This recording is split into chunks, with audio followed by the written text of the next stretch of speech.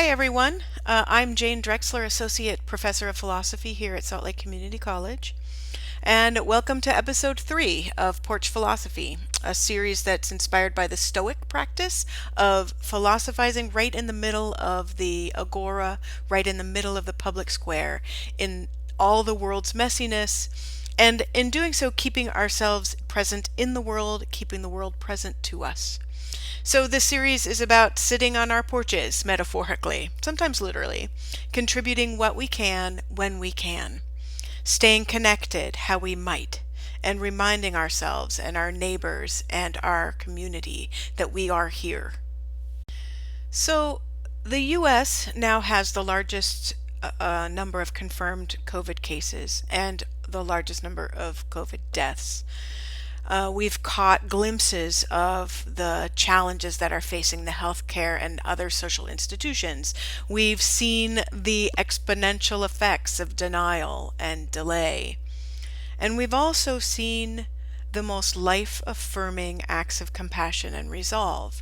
We've seen heroes everywhere, nurses and doctors and other medical professionals, custodial staff and educators, bus drivers and delivery drivers, grocery store clerks, postal workers.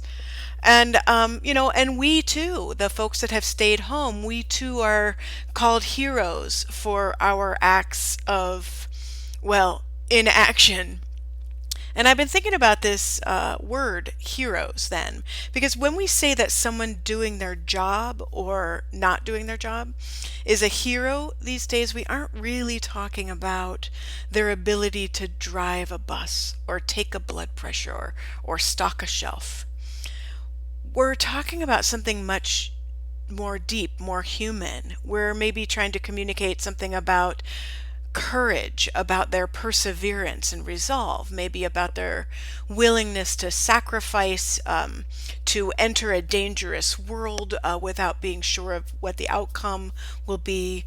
Maybe also their feelings of connection and responsibility to their community, to their compassion and their care. These are the stories we hear of compassionately looking into the eyes of a scared patient, of speaking with a patient's loved ones, joking with a friend who's also like super tired, of just coming back, of suiting up day in, day out, of the stories of holding someone's hand. These are small acts of pure humanity, and they're made possible by the job training, but they're indicative of something much more. What I think this pandemic has shown us is that when all else falls away and there is nothing left to do but to hold someone's hand as they take their final breath, then we will know who we are. And I think this is true not just for frontline workers. I also think this is true for those of us who stay at home. When we don't have the typical distractions that we normally have, like all the errands we need to run and the soccer practices, the power dynamics at work and all the memos we're supposed to write and our status symbols, like when all of those external impulses and drivers are canceled, in the end, what we're left with is who we are. And we're left with an opportunity to reflect on and to cultivate that who-ness and not just our what-ness. And so this week I've been thinking about that distinction between what we do and who we are. And so I thought this week might be a good week to talk a little bit about Aristotle by way of David Brooks. So David Brooks is a New York Times op-ed political columnist, and he spent decades making a name for himself as a smug blowhard. Those are his words. But he reached a point several years ago where he realized he'd lost his soul a bit. And the result of that exploration led to a book that he wrote called The Road to Character. And in that book, Brooks is making a distinction between two kinds of virtues. And the first type he calls resume virtues. These are those skills and capacities that you bring to your job, the skills of the marketplace, says Brooks. We put them on our resumes. I can write reports. I can balance spreadsheets. I can read x-rays and meet deadlines and program in Java. Our society spends a lot of time focused on resume virtues. Even when we first meet people, we tend to ask them what it is that they do for a job. And in educational institutions too, we tend to focus on building resume virtues, the skills that we will need to get the job that we want. But what often gets lost in our focus on resume virtues is the second kind of virtues, what Brooks calls eulogy virtues. And maybe that's a macabre name for them, but what he's getting at is fundamental. Eulogy virtues are those character traits that describe who we were in this life, not just what we could do. They are the closest that we get to some kind of capital T truth at the heart of the story of you. At your funeral, your best friend is not going to talk about how organized your memos were, or that you could take blood without missing the vein. Those might describe a job, but they don't describe a life. Eulogy virtues are those virtues then that speak to who you are. Your kindness and compassion, your love of adventure, your sense of humor and goodwill, your self-respect and bravery, resilience and grace and perseverance, your service to others, your empathy. These are the virtues of your character, not your resume. And these virtues of character, these roots of your who, were actually the focus of Aristotle's whole ethical philosophy. So in his book, The Nicomachean Ethics, Aristotle starts from a basic premise that no one is born virtuous or viceful. No one is born good or bad. Rather, we become virtuous or viceful through what we do.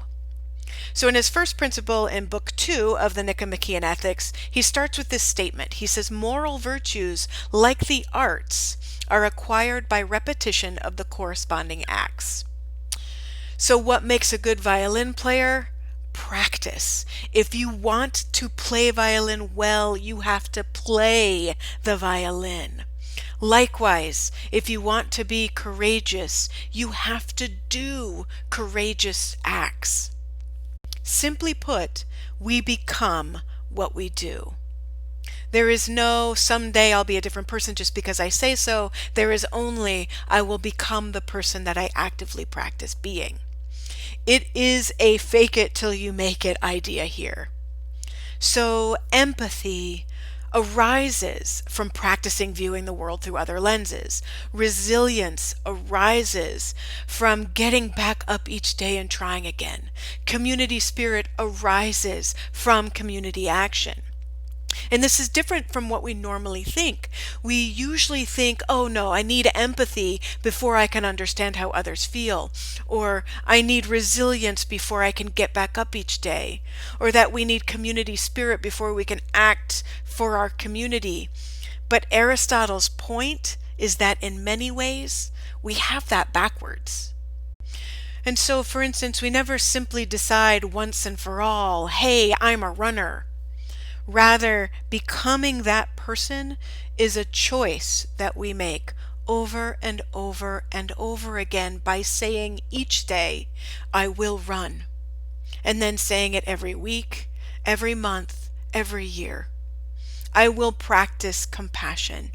I will practice perseverance. I will practice mindfulness and self-care. Not tomorrow, today, and tomorrow. You know, one silver lining of this pandemic is that we're paying more attention to these virtues of character, these eulogy virtues, than we typically do. We pay attention when we see the extraordinary characters of the essential workers whose resume skills have put them on the front line, but whose eulogy virtues are shining.